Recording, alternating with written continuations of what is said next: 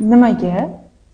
Jigar ichi o't yo'llari hamda o't qopidagi o't suyuqligi dimlanish holatlarida dog' aynan yuz sohamizga chiqadi.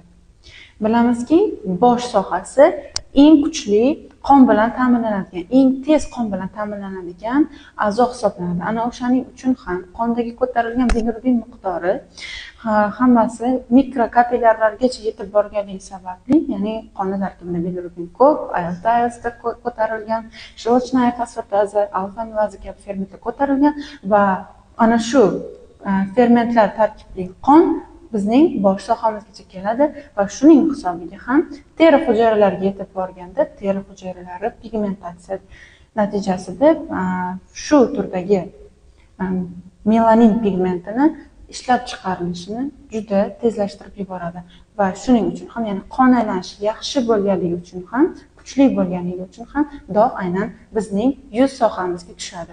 Sog' bo'ling, salomat bo'ling.